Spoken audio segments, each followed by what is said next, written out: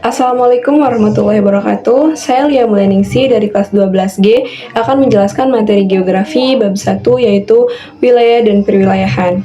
Apa sih wilayah dan perwilayahan itu?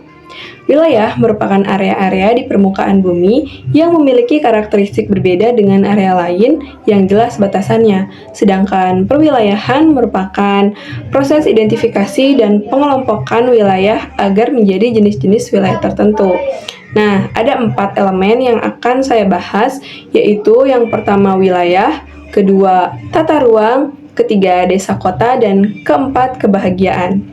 Nah, jenis-jenis wilayah yaitu ada 3. Yang pertama, wilayah formal atau homogen, yaitu jenis wilayah yang memiliki karakteristik yang sama baik dari segi fisik, sosial, geografi, dan lain-lain.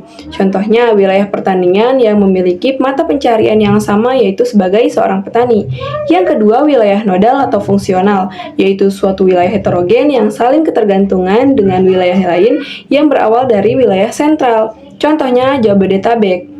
Dan yang ketiga yaitu ada wilayah perencanaan atau program, yaitu wilayah pengembangan yang menjadi tujuan objek pembangunan dan berdampak positif bagi kesejahteraan masyarakat.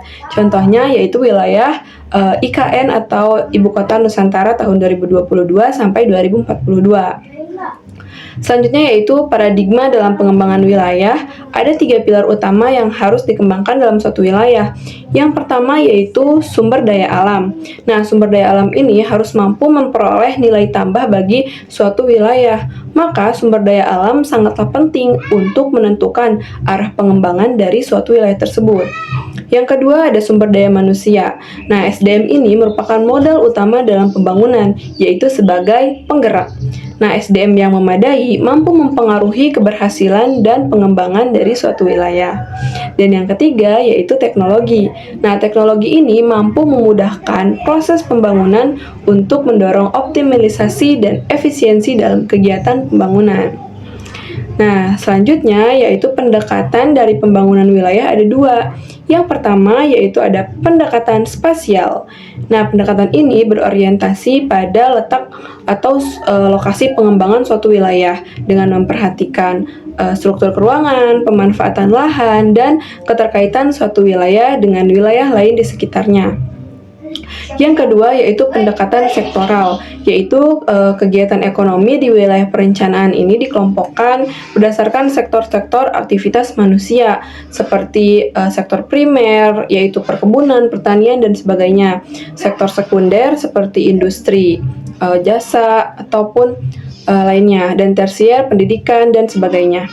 Nah, ketiga sektor ini harus dianalisis satu persatu untuk melihat potensi peluangnya.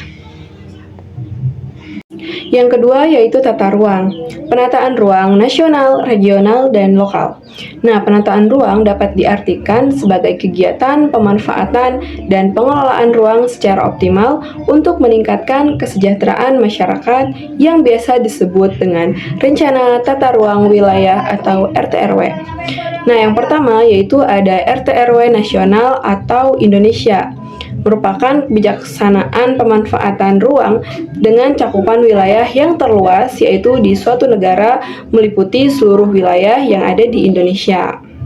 Nah, ini tuh disusun dengan jangka waktu perencanaan selama 25 tahun.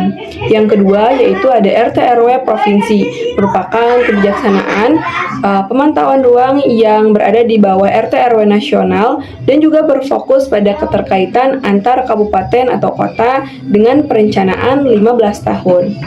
Dan yang ketiga yaitu ada RT/RW kabupaten atau kota.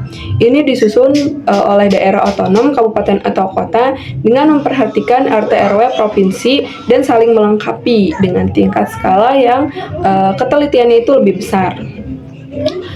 Selanjutnya yaitu yang ketiga ada desa dan kota. Nah, apa sih desa? Desa merupakan unit geografis terkecil yang ditandai dengan sistem sosial yang bersifat tradisional, memiliki potensi alam yang beragam, dan dominasi agraris.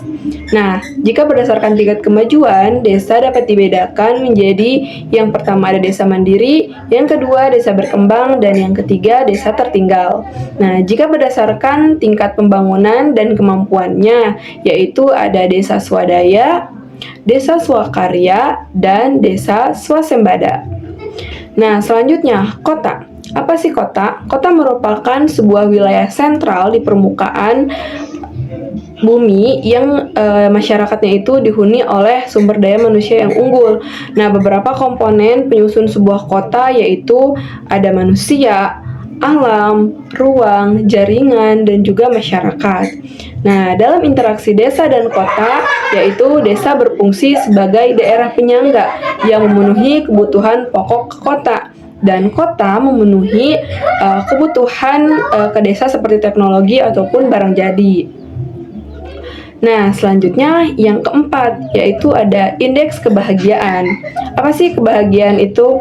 Nah, kebahagiaan itu merupakan cerminan dari standar kesejahteraan dan perkembangan sosial masyarakat. Ada 3 faktor utama yang mempengaruhi kebahagiaan masyarakat. Nah, yang pertama yaitu kepuasan hidup. Bisa seperti kepuasan pendidikan, pekerjaan, pendapatan, kesehatan, dan lain-lain. Yang kedua yaitu perasaan, baik perasaan senang, cemas, tertekan, dan lainnya. Yang ketiga yaitu makna hidup, penerimaan diri, tujuan hidup, pengembangan, dan kemandirian. Nah, indeks kebahagiaan itu merupakan ada angka 0 sampai 100. Jika indeksnya 100, maka masyarakatnya pun bahagia. Sekian, terima kasih. Mohon maaf bila ada kata-kata yang salah. Wassalamualaikum warahmatullahi wabarakatuh.